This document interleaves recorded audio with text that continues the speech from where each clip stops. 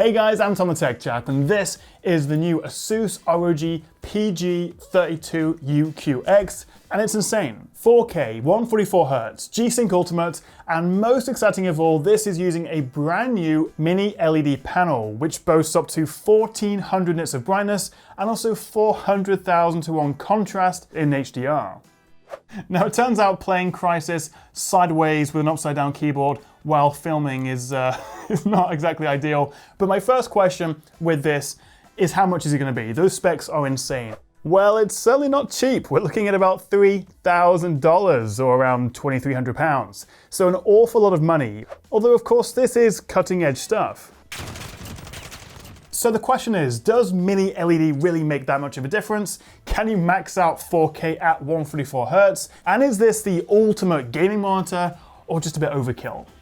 Well, you know a product must be something special when the author of ASUS's own reviewer's guide actually gives us his personal take on how awesome it is. Kind of like saying, this time I really mean it. So let's dive in, and if you do enjoy the video, a cheeky little subscribe and a ding of that bell icon would be lovely. Now, the big deal for me is that this is the first mini LED gaming monitor that I've got my hands on, which promises far better contrast and HDR performance than one of your regular old boring LED LCDs. Oh, and it gets better because it's actually an OLED screen as well. Well, not this one, this one. There's a little 2-inch OLED screen built in to the lower bezel because why not?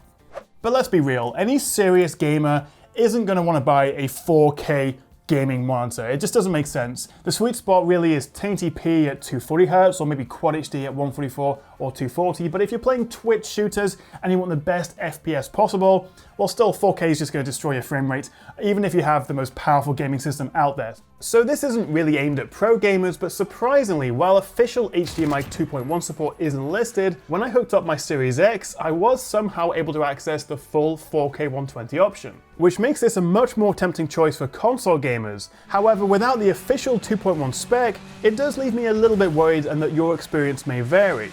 So if you're after the best image quality for gaming with high refresh, this is definitely worth considering, particularly with its mini LED panel. And also, 32 inches is a great size for 4K. Anything smaller, I just don't think really does justice to all those 8 million pixels. And also, 144Hz is a sensible refresh rate for 4K, it's a massive step up from 4K 60, and you can just about max it out in some AAA games. Plus, it supports the Display HDR 1400 standard, which means it guarantees at least 1400 nits of brightness in HDR mode. So if I jump into one of the HDR videos that YouTubers always play for these kind of things to show it off, you can see here in the OSD, we've got peak white nits 1400. It looks absolutely stunning, and this is the brightest gaming monitor I've ever used. There are other professional mini LED displays out there, Apple's Pro XDR display, there's also ASUS ProArt monitors, but so far they've been extremely expensive and not really gaming oriented, so they haven't had high refresh rates or G-Sync. And the 4K resolution paired with this crazy brightness, and I think just as importantly, the whopping 400,000 to 1 contrast ratio, which is well on the way to OLED levels. Altogether, this is one of the most stunning looking gaming monitors I've ever used. Now, just a quick word on design. It's sturdy and well made, and I do like the overall look, mostly, although this lower bezel looks a little too chunky because of that OLED screen, and I could also do with a little less of the omnipresent ROG branding. In fact, all the RGB on this is just the logo. I kind of prefer LG's Ultra Gear styling with this ring of RGB instead. Plus, if I'm honest, this flashing ROG logo on the tiny OLED screen just feels like a distracting reflection, so mostly I've turned it off, although you can customize it with either GIFs or system stats, but I'm not really convinced it's needed. Also, the on-screen controls are a little bit fiddly. I would have much preferred just a simple joystick. And then there's the stand, which functionally works really well. It is nice and secure, also there's not much screen wobble. It's well built and pretty heavy as well, but this is a problem I've had with these ROG monitors for years now. But why ASUS insist on this triple leg layout with this back one sticking out so far?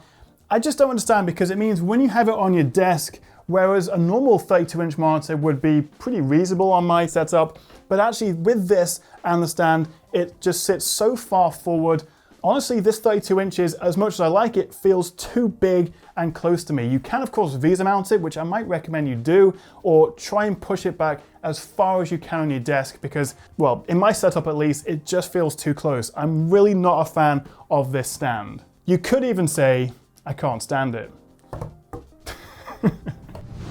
Okay, enough nitpicking. Let's move on to what I'm most excited about, this mini LED screen. Why is it a big deal? Well, the much higher brightness and contrast is thanks to thousands more LEDs, along with lots more local dimming zones. And dimming zones are individually dimmable groups of LEDs, and so the more groups you have, the smaller the area of the screen that you can dim at one time. And this helps reduce the light bleed you get into darker parts of a scene.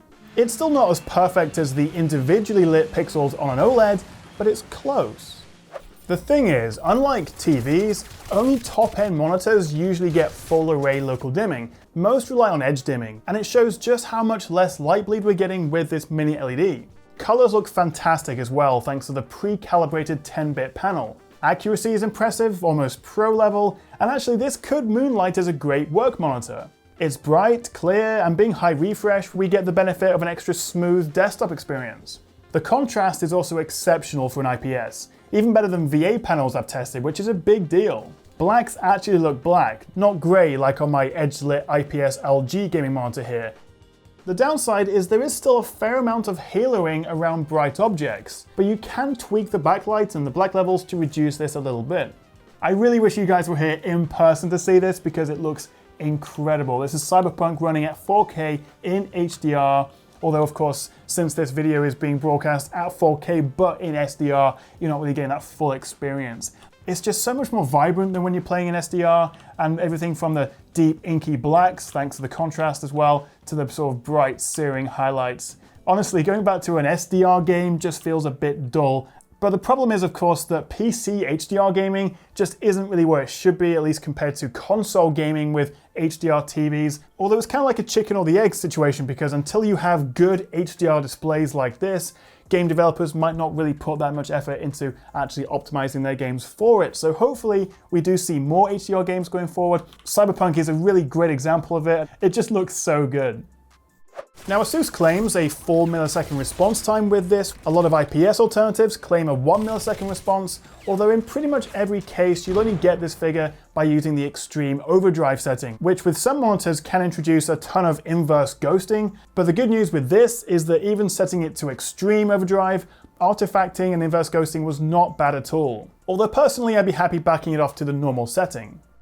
Besides, the difference between a 1 and a 4 millisecond response time is not something you and I are probably going to be able to notice, maybe eSport pro gamers, but then this isn't something they'd be looking to buy anyway. But then the question is, just how much power do you need to actually max out this 144Hz refresh at 4K? Well, I can tell you, you're not going to get it in Cyberpunk. This is with maxed out settings, RT Ultra with the balanced DLSS mode, and we're getting sort of high 30s, 40 FPS with an RTX 3080. So really it does all come down to the game you're playing. If you're playing some League of Legends or Age of Empires 2, then you're gonna max it out all day long. But if you're playing Crysis Remastered or Cyberpunk, then you might be best off with a Quad HD. But to give you an example, in Rainbow Six Siege, I got over 240 FPS at 4K with ultra settings. So honestly, a 3060 or even a last gen 2070 would probably be fine for this. But then in Watch Dogs Legion, which I'm not sure if anyone's actually still playing this, but I could only manage about 100 FPS on the lowest settings at 4K with RT off and DLSS set to ultra. I did just about hit 144 in Wolfenstein Youngblood though, with max settings, including RT and DLSS. So in these more demanding games, I would either have to drop back to Quad HD or just use the render scaling slider, if there is one, to reduce the internal resolution to get anywhere close to maxing out that 144. On the plus side, there's not a hint of screen tearing, and that's because this actually has the G-Sync Ultimate module built in. It's a physical module which helps reduce screen tearing, and the difference really between regular G-Sync and the Ultimate is the support for HDR at high refresh rates. There's 3 HDMI 2 ports, which, as I say, did work at up to 4K 120 on the Xbox, but not being officially 2.1 spec, there's no guarantees here. So for desktop PC users, you'll just want to use the DisplayPort 1.4 cable, which means you get the full 4K 144 as it uses DSC or display stream compressions. However, due to its limitations, you can only get the full 10-bit color at up to 120 Hz. At 144, this drops back to 8-bit plus FRC. We do also get built-in speakers, which are fine, but they are lacking in bass, and really I would still recommend a good pair of headphones. So here's the deal, if you have very deep pockets and a very powerful gaming PC and want the best 4K gaming monitor in the world, this is it. And actually by far the most impressive aspect of this is the fact that we get this mini LED, which makes a massive difference to brightness and contrast, particularly because a lot of the time you probably won't be playing in HDR or streaming HDR videos or movies, but that contrast is there throughout. And as I say, even though it's not quite up to OLED levels, you really don't have many options for OLED for PC gaming. The best you can do is maybe use a TV like LG's 48-inch or maybe upcoming 42-inch OLEDs. LG did also introduce a OLED monitor at this year's CES, but I think it's going to cost like 5 or 6 grand, and really it's meant for productivity and work rather than gaming. So this is as close as you're going to get without using a big TV. But as I say, it's not quite perfect, and you are still going to see some haloing, particularly if you are using this in HDR mode. Personally, this is something I would actually love to have on my desk, even though I'm not a huge fan of the stand. But if I was going to go out and buy a new gaming monitor now, I still think I'd go with a Quad HD 240 Hz type deal. But it wouldn't be mini LED, and it's almost spoiled me now, especially when I've put it next to that edge-lit LG gaming monitor. But I am confident we will see more mini LED options coming soon, so maybe hold fire, and also hopefully that will introduce some competition for pricing, because this is not going to be cheap. But what do you reckon? Have I convinced you to upgrade to a 4K mini LED monitor, or just made you convinced that it's a bit overkill? Let me know what you think of this in the comments below. I'll also leave a link in the description if you want to check this out.